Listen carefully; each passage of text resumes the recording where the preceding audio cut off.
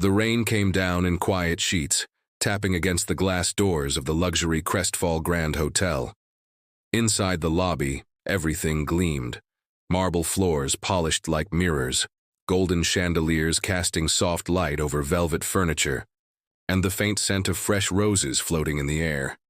The bellboys stood neatly in line, their red uniforms sharp, smiles polite but trained. Behind the front desk stood a middle-aged manager with slicked-back hair and a practiced expression. One that was warm but not too warm. He was used to judging people in under 5 seconds. And in his world, appearances meant everything. At precisely 3:06 p.m., the hotel doors opened. A tall, elegant black woman stepped inside, wearing a navy blue pantsuit that fit like it was tailored, just for her. Her heels clicked confidently against the tile.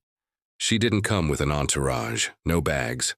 Just a calm, powerful presence that made the room hush for a moment. Her name was Dr. Zariah Sinclair. She didn't need to flash wealth. She was wealth. Billionaire, tech genius, investor. But today, she had chosen not to lead with any of that. Today, she just needed a place to stay. Zariah walked up to the front desk and smiled politely. "Good afternoon," she said softly, her voice smooth. "I have a reservation under Sinclair." The manager behind the counter looked at her, then at the computer screen, then back at her. Something shifted in his posture. "I'm sorry," he said slowly, his tone changing. "There must be some mistake. I don't see any reservation under that name." "That's strange," Zariah replied. "I booked it 2 days ago. I have the confirmation email, if that helps." She reached into her purse and pulled out her phone, offering to show him. But he didn't even glance at it. "I'm afraid we're fully booked," he said flatly. "Even if you had a reservation, there must have been a glitch in the system. We can't accommodate you." The words came too fast, too final. Zariah blinked. "Is that so?" "I'm truly sorry," he said, in a tone that wasn't sorry at all. A few people in the lobby turned to watch. One of the bellboys lowered his gaze awkwardly. Another woman, standing near the elevator, a guest dressed in expensive designer clothes, smirked. Zariah took a slow breath, then stepped back. She wasn't angry, not yet, but she was alert now. She had seen this before, how the face of discrimination had evolved. It wasn't always loud or violent. Sometimes it wore a suit, sometimes it smiled, but it always made itself known. Without another word, she turned and walked out. Outside, the rain had stopped. Her car, a simple black Tesla, waited by the curb. Her driver opened the door for her, but before she got in, she paused and looked back at the hotel. At the gold letters above the door, Crestfall Grand Hotel, a place that prided itself on luxury and exclusive clientele. She said nothing. But in her mind, she had already made a decision. That night she slept elsewhere, quietly, no drama, no headlines. But the next morning she made one phone call, then another, then another. And by the end of that same week, the beginning of something big had already started. While all this was happening behind closed doors, in another part of the city, a teenage boy named Malik was riding the bus home from school. His hoodie was damp from the drizzle, and his headphones buzzed softly with music. He was 17, smart, kind, always tired because he worked nights after school to help his mom, who worked 2 jobs. Malik sat near the front, looking out the window as the city passed by in shades of gray. He didn't notice the woman who got on at the next stop, pregnant, clearly exhausted and holding a heavy-looking grocery bag in one hand. She looked around the crowded bus, eyes searching for a seat. Without hesitation, Malik stood up. "Ma'am," he said quietly, offering his seat. "You can take mine." She hesitated. "Are you sure?" He nodded. "Yeah, I'm good." The woman sat down with a grateful smile, exhaling deeply. "Thank you, young man. That was very kind of you." Malik just nodded and returned to his music, holding the pole as the bus jerked forward again. 5 stops later, the woman stood up. Before getting off, she tapped Malik on the shoulder and handed him a folded piece of paper. "You didn't have to do that," she said. "But you Read this later, okay? Then she stepped off into the rain, and the doors closed behind her. Malik opened the note after he got home, still in his hoodie, sitting at the kitchen table with a bowl of cereal. Inside, the handwriting was neat, elegant, and the words on. The paper would change everything, but that part comes later. Back at the Crestfall Grand Hotel, the days passed without much thought for the woman they had turned away. The staff kept smiling, checking in wealthy guests, handing out champagne flutes and parking Bentleys like always. The manager didn't mention the incident to anyone. It wasn't the first time he'd done something like that. It wouldn't be the last, or so he thought. One afternoon, about 2 weeks later, he was called into the boardroom. The call had come unexpectedly. No explanation. Just a stern, "We need you here." When he entered the room, he saw men in suits and a few unfamiliar faces, corporate-looking. People, clearly from the ownership group. Their expressions were unreadable. "Please have a seat," one of them said. He sat. The room was quiet for a moment before one of the suited men spoke again. "As of today, the ownership of Crestfall Grand Hotel has changed hands." The manager blinked. I wasn't aware the hotel was for sale." "It wasn't," the man replied. "The deal moved quickly. The new owner acquired the property and its assets this morning." Another pause, and then the door opened. He turned his head, expecting a familiar executive or shareholder to walk in. But instead he saw her, Dr. Zariah Sinclair, the same woman he had turned away. This time she didn't smile politely. She walked in slowly, calm as ever, and looked directly at him. "You remember me?" she asked. The color drained from his face. "Ew," he muttered, his voice barely audible. "Good," she said, then turned to the others. "Let's get started." And just like that, the room changed. The power shifted. The weight of what had been done 2 weeks ago hit the walls like a storm waiting to break. But that meeting wasn't the end. It was only the beginning, because Zariah hadn't returned just to own a building. She came back with a purpose. One that would shake every corner of that hotel, and beyond. And as for Malik and the note he was handed, let's just say the words on that paper would pull him into a story he never expected. A story that would cross paths with Zariah's in ways no one could see coming.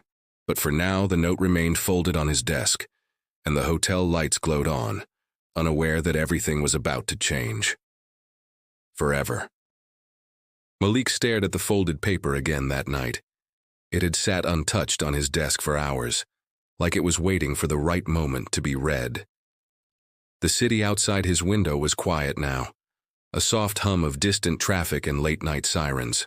His mom was asleep in the next room, her door cracked open just enough to let the hallway light in. Malik leaned forward and opened the note with careful fingers. There were only a few lines. "You have something the world needs more of. Kindness. That seat you gave me meant more than you'll ever know. Call this number tomorrow. It could change your life." Beneath the message was a phone number. No name, no explanation. Just that.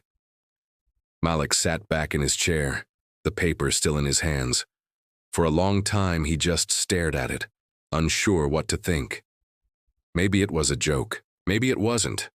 Either way, he couldn't stop thinking about the look in that woman's eyes before she stepped off the bus, like she knew something he didn't. The next morning, he dialed the number. It rang twice. Then a voice answered. Calm, professional. "Hello. You've reached Sinclair Innovations. How can I help you?" Malik froze. I got a note from a lady on the bus. She gave me this number." There was a pause on the other end. Then the woman replied, her voice warm now. "One moment, please." The line clicked. "Hold music." Played softly, only for a second. Then another voice came on. This one lower, slower, with presence. "Malik," the voice said. "Thank you for calling." His breath caught. "How do you know my name?" I asked around, the voice replied. "And the city has a way of remembering good people." He didn't know what to say. This felt too strange, too big. "Who are you?" There was a pause before she answered. "Dr. Zariah Sinclair, we met on the bus. You gave up your seat." Malik's heart skipped. "That was you?" "Yes. And I meant what I wrote. I believe people like you deserve more than just a thank you." He didn't speak. His brain was still catching up. "I'd like to meet you," she continued. "If you're willing." "What for?" "To talk, and maybe open a door." Malik didn't know what he was agreeing to when he said yes, but something in her voice made it impossible to say no. 2 days later, he was in the back of a sleek black car heading toward the city's financial district. He'd never been this far downtown before, where the buildings looked like glass mountains and everyone wore suits and talked too fast. The car pulled up to a tall building with the name Sinclair Innovations in silver lettering above the entrance. Inside, everything was quiet, sharp, and expensive. Malik stepped into a private elevator. A tall man in a gray suit waited for him at the top floor and led him into an office lined with books, soft lights, and tall windows that stretched up to the sky. And there she was. Zariah stood at the window with her back to him, but as soon as the door closed, she turned and smiled. Not the kind of smile that made you feel small, but one that made you feel seen. "Malik," she said. "Thank you for coming." He nodded slowly. "This is not what I expected." "That makes two of us," she replied, walking over.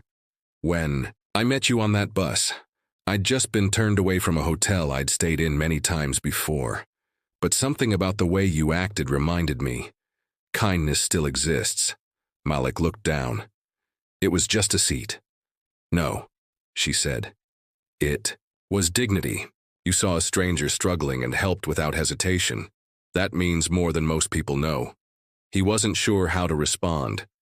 "I've been building something for a while," she continued.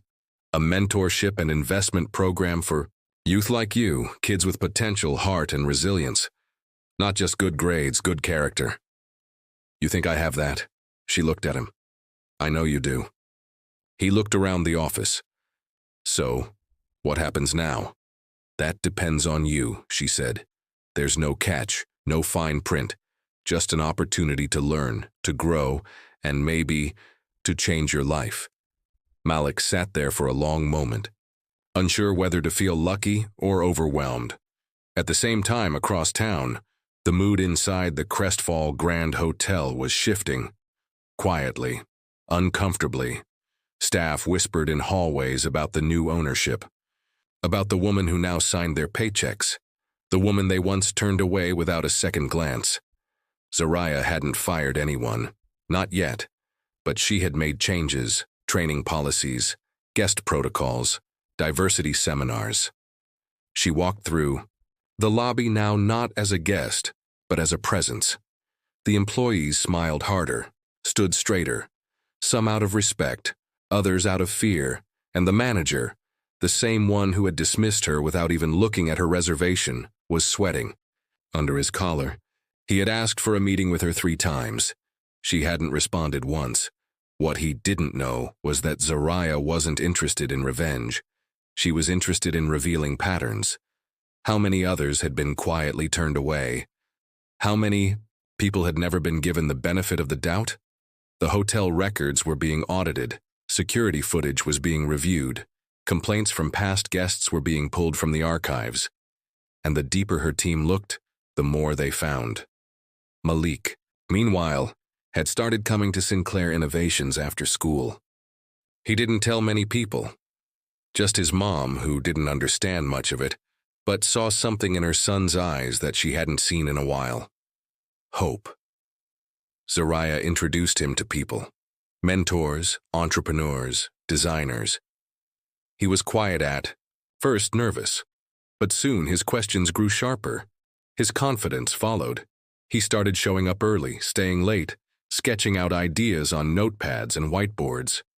And slowly, their 2 worlds began to circle each other. The billionaire woman and the teenage boy, both shaped by injustice, both unwilling to let that be the end of their story. But outside their bubble, not everyone was happy. A board member at Crestfall, one of the hotel's old investors, had been watching closely. He hadn't wanted to sell. He didn't like that a black woman now owned one of the city's most prestigious establishments, and he definitely didn't like how she was changing things. He began making calls.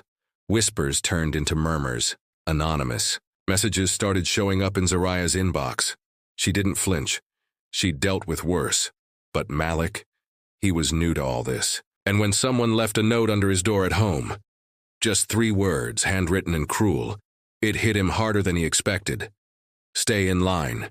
He didn't tell Zariah right away. He didn't want to worry her. But from that point on, something shifted. Because while one door had opened for him, someone else was trying to slam it shut, and neither of them saw what was coming next.